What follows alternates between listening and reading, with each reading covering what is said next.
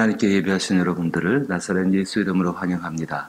그리스도의 평강과 은혜가 오늘도 우리와 함께하기를 원하며 찬송가 208장입니다.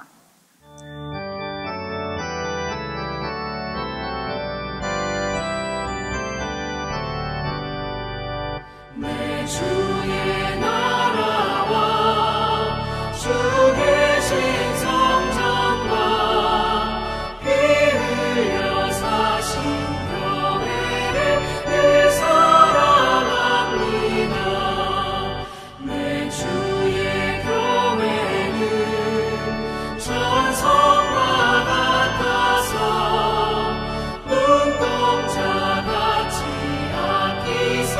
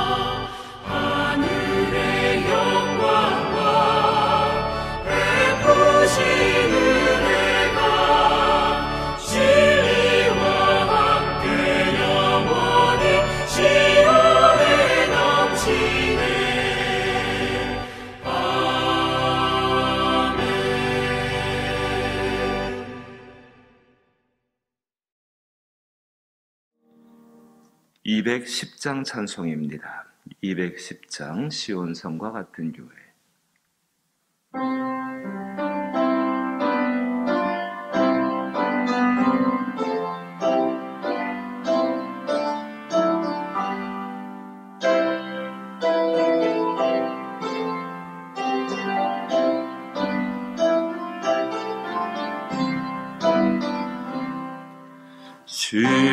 시온성과 같은 교회 그의 영광 한없다.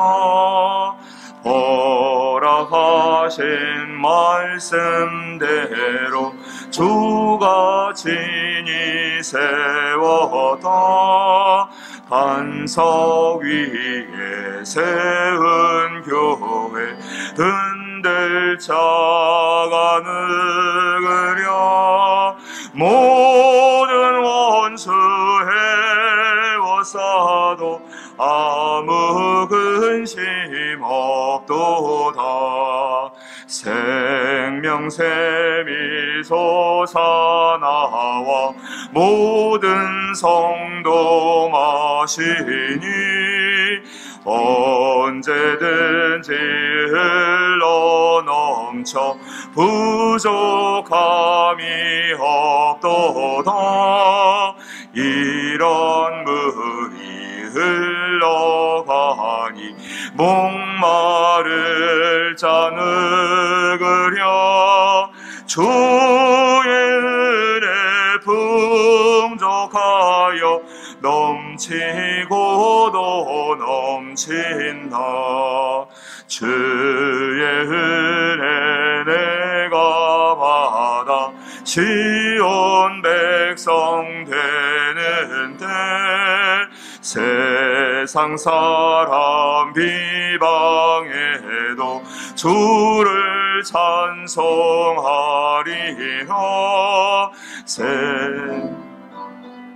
모든 영광 아침 안개 같으나 주의 자녀 받을 복은 영원 무궁하도다.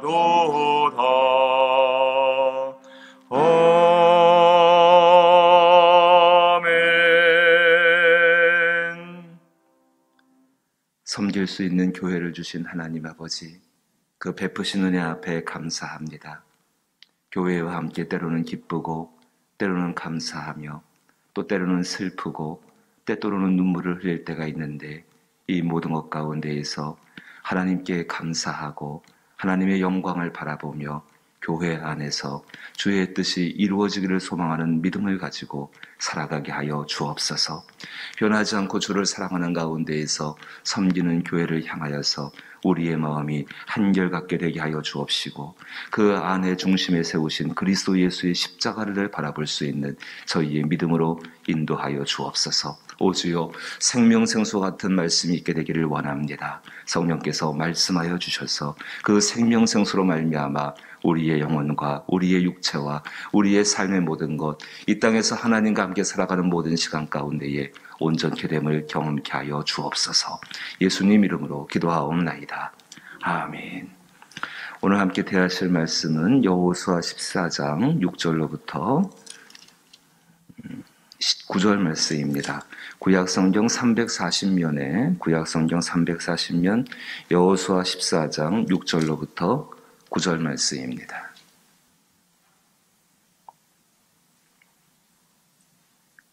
구약성경 340면 여호수아 14장 6절로부터 9절 말씀 찾으시고 한 절씩 번갈아 읽어보죠. 제가 먼저 6절을 읽습니다. 그때에 유다 자손이 길갈에 있는 여호수아에게 나아오고 그니스 사람 여분네의 아들 갈렙이 여호수아에게 말하되 여호와께서 가데스 바네아에서 나와 당신에게 대하여 하나님의 사람 모세에게 이르신 일을 당신이 아는 바라.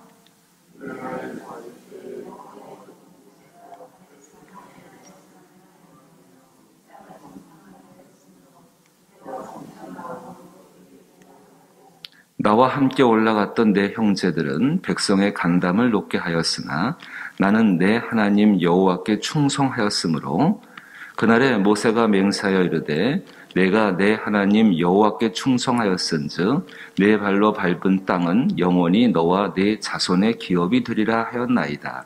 아멘. 이스라엘 백성들이 가나안 땅에 들어가서 그 가나안 땅을 그 가나안 땅에 대해서 우리는 생각을 잘못하는 경우가 많이 있습니다. 성경을 다 읽지 않으신 채로 마치 가나안 땅을 점령하고 점령이 다 끝난 다음에 땅을 분배했다라고 생각하는 것은 우리의 생각입니다. 하나님께서는 이 여호수아서를 통하여서 그 모세를 통하여서 또 여호수아를 통하여서 가나안 땅을 점령하는 것은 후의 일입니다. 가나안 땅을 하나님은 제비를 뽑게 하셨습니다. 참 재미나신 하나님이십니다. 하나님께서 이스라엘 땅, 이스라엘에 들어가서 살게 될 그 새로운 가나안 땅, 젖과 꿀이 흐르는 땅이요, 하나님이 함께 하신 땅이요, 하나님께 순종하고 헌신하는 자에게는 한없는 복을 베푸시지만은 그렇지 아니하는 자들에게는 정말로 저주가 함께하는 그 땅, 어떻게 하나님 앞에 살아가는가에 따라서 결과가 달라지는 그 땅. 애굽의 땅은 그렇지 않았습니다. 어떻게 살든 간에 그들은 노예였고 죽을 수밖에 없는 사람들이었는데 가나안 땅은 그렇지 않았습니다. 가나안 땅은 하나님과 함께 살아가면서 복된 것이 있는 땅이 바로 그 땅이었죠. 그 땅을 얻게 할 때에 광야 가운데에서 땅바닥에다 지도를 그리게 하십니다. 지도를 그리고 이렇게 하나님이 선을 그어서 나누십니다. 그 다음에 제비를 주시고 그 제비를 뽑게 합니다. 각 지파의 대표 사람들이 나와가지고 제비를 뽑으면은 이제 이 땅을 우리가 뽑았으니까는 예를 들어서 헤브론이 있는 땅이다. 그럼 이 헤브론의 땅을 뽑았습니다. 갈렙 지파가 그걸 뽑았습니다. 그럼 이제 그 땅은 갈렙 지파의 땅이 되는 겁니다. 아직 얻은 것은 아무것도 없습니다. 손에 잡은 건 아무것도 없습니다. 그런데 하나님께서는 제비를 뽑게 하시고 그 제비를 뽑게 하고서 그 땅을 가서 점령하라고 말씀하십니다. 주신 무기는 다른 것이 아닙니다. 하나님의 말씀과 함께 가게 하십니다. 그 말씀을 이루시는 분은 하나님이시고 내가 너희보다 앞서가서 일할 것이고 너희의 대적을 전부 치울 것이고 그렇지만 그 땅 가운데에서 내가 나의 능력으로 너희와 함께하며 그 땅을 너희 것이 되게 하라고 말씀하십니다. 하나님께서 그래서 그 땅을 갖다가 제비를 뽑기 전에 정탐꾼을 보내십니다. 그 정탐꾼을 보낼 때에 12지파의 대표를 뽑으시고 그 12지파의 대표를 먼저 이 가나안 땅에 보내시지요. 근데 그들이 와서 보고할 때에 이 보고가 얼마나 이 백성들을 무섭게 하고 두렵게 했냐면은 가서 보니까 현실은 그렇습니다. 어마어마한 사람들입니다.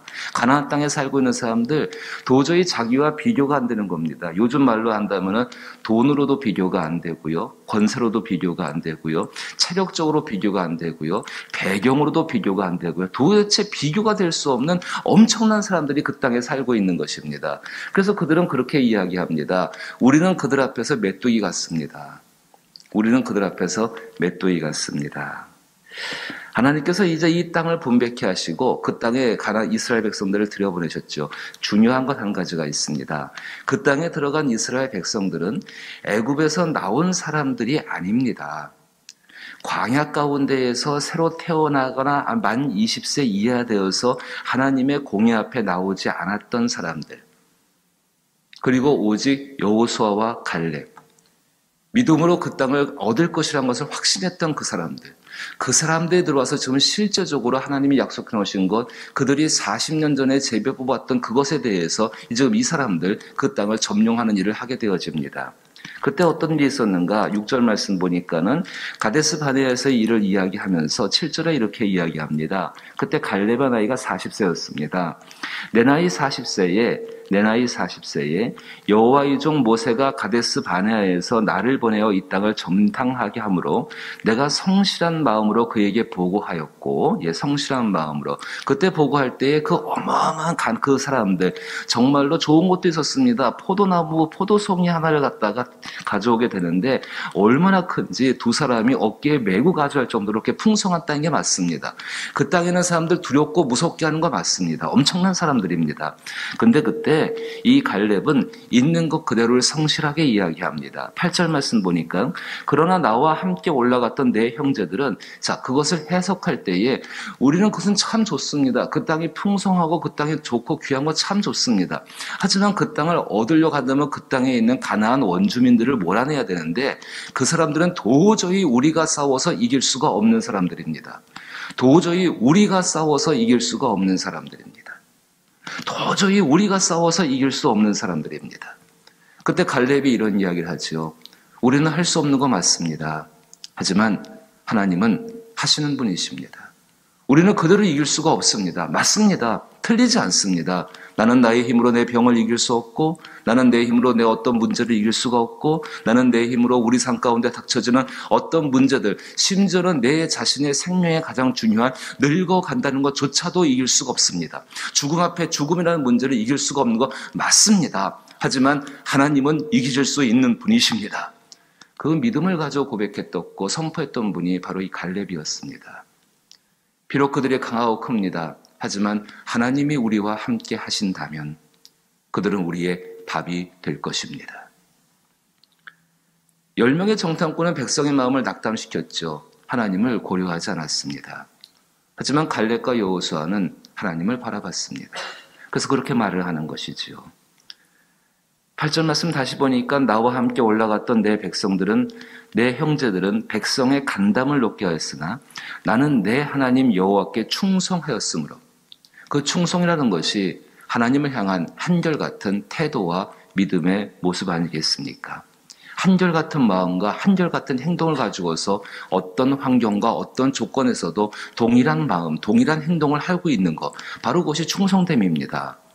그때 9절에 이렇게 이야기합니다. 그날에 모세가 맹세하여 이르되 내가 내 하나님 여호와께 충성하였은즉 내 발로 밟는 땅은 영원히 너와 내 자손의 기업이 되리라 하였나이다. 참 그 말씀이 멋집니다. 가만히 다시 한번 보십시오. 그날에 모세가 맹세하여 이르되 내가 내 하나님 여호와께 충성하였은즉 내 발로 밟는 땅은 영원히 너와 내 자손의 기업이 되리라 하였나이다. 하나님 말씀입니다. 충성하였은즉 너와 내 자손이 밟는 모든 땅들 아직 얻지는 않았습니다. 하지만 정말로 그 얻는 땅들 내가 너와 함께 갈 것이기 때문에 내가 밟는 그 땅들에 대해서는 너의 것이 될 것이라고 하나님이 약속을 해주시는 것입니다. 두 가지의 믿음입니다. 두 가지의 충성된 마음을 지키는 것입니다. 한 가지는 하나님의 말씀이 이루어진다. 또 한 가지는 그 말씀을 이루기 위해서 하나님은 일하신다. 그 일하시는 하나님이 나와 함께 하신다. 사랑하는 성도 여러분, 이 믿음과 지금 우리가 가지고 있는 믿음과는 차이가 없습니다. 그때나 지금이나 동일하게 이 믿음으로 우리 가운데 역사하시고 동일한 모습으로 하나님은 우리와 함께 하십니다. 그런데 항상 우리의 해석이 달라지고 있지요. 상황과 현실을 바라보면서 그 하나님은 변하지 않는데 우리의 해석과 우리의 어떤 느낌들이 전부 다르게 해석한 나머지 결국은 그 안에서 하나님이 없는 것처럼 행동하는 것이 우리의 모습 아니겠습니까? 그래서 우리의 삶 가운데 해결할 수 없는 문제들에 부딪혔을 때에 우리는 종종 낙심하고 좌절하고 정말 우리는 우리 자신으로 돌아가 버려서 그 가운데 괴로워하는 것이 우리의 모습입니다. 그날에 모세가 맹세하여 이르되 내가 내 하나님 여호와께 충성하였은즉 내 발로 밟은 땅은 영원히 너와 내 자손의 기업이 되리라. 40세의 애굽에서 모세의 손에 이끌려서 그 애굽을 나오게 되어집니다. 그때 그는 노예였습니다. 하지만 이 믿음을 가지고 하나님과 함께 걸었고 모세의 뒤를 따랐고 가나안 땅에 들어갔고 14년간의 전쟁 가운데에서 이 갈렙은 사실상 여호수아보다 더 앞서서 이 전쟁을 감당하였고 그리고 또 내일 보시겠지만은 그 산지를 내게 주옵소서 가장 어려운 전투의 현장 그 헤브론 땅에 올라가서 싸우는 싸움을 감당을 하게 되어집니다. 어떻게 이 여호수아가 충성하고 이 믿음을 지킬 수 있었는가? 하나님께 대한 말씀, 그 말씀이 이루어지는 것을 자기 삶 가운데 경험하게 되어지고 그 경험이 자기 삶의 자신감이 되게 되는 것입니다. 사랑하는 성도 여러분, 오늘 우리도 우리의 삶 가운데 다가오시는 하나님의 말씀이 있습니다. 그 말씀을 신뢰하십시오.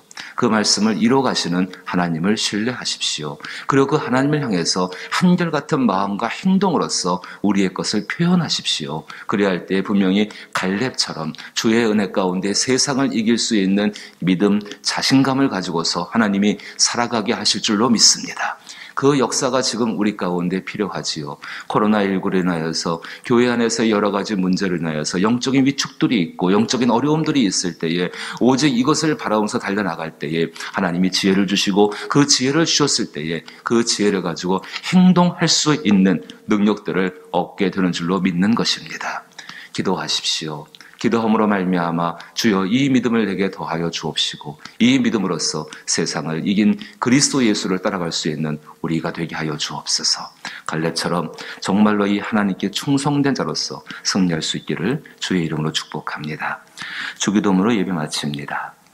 하늘에 계신 우리 아버지여, 이름이 거룩히 여김을 받으시오며 나라의 임하옵시며 뜻이 하늘에서 이룬 것 같이 땅에서도 이루어지이다. 오늘날 우리에게 일용할 양식을 주옵시고 우리가 우리에게 죄 지은 자를 사하여 준 것 같이 우리 죄를 사하여 주옵시고 우리를 시험에 들게 하지 마옵시고 다만 악에서 구하옵소서. 대개 나라와 권세와 영광이 아버지께 영원히 있사옵나이다. 아멘. 자신의 믿음과 하나님을 향해서 살아가는 삶의 자세와 태도를 놓고서 기도할 수 있게 되기를 원하옵고 교회를 더욱더 사랑하게 하여 주옵소서. 기쁘고 감사할 때만 있는 것은 아닙니다. 슬프고 탄식하고 괴로울 때도 있습니다. 한결같은 모습으로 주를 향해서 믿음을 가지고 사랑하는 삶이 되게 하여 주옵소서. 나라와 이 땅을 위해서 또 코로나19의 종식을 위해서 방역 대책은 점점 조금 느슨해지는 것 같은데 확진자는 점점 많아지고 있고 백신은 전파되고 있는 것 같은데 점점 그 효과가 정말 맞나라는 생각이 들기도 하고 이런 모든 상황 가운데에서 우리가 바라보고 믿을 것은 하나님의 고치심밖에 없지 않습니까? 위에서 기도할 수 있게 되기를 부탁을 드리옵고 또 특별히 교회의 4대 목표를 위해 기도하시고 또 우리의 병들고 약한 분들 주의 은혜 가운데 회복되길 원해서 기도하시길 원하며 믿지 않는 영혼들을 위해서 선교주를 위해서 또 기도하게 되기를 원합니다. 함께 기도합니다.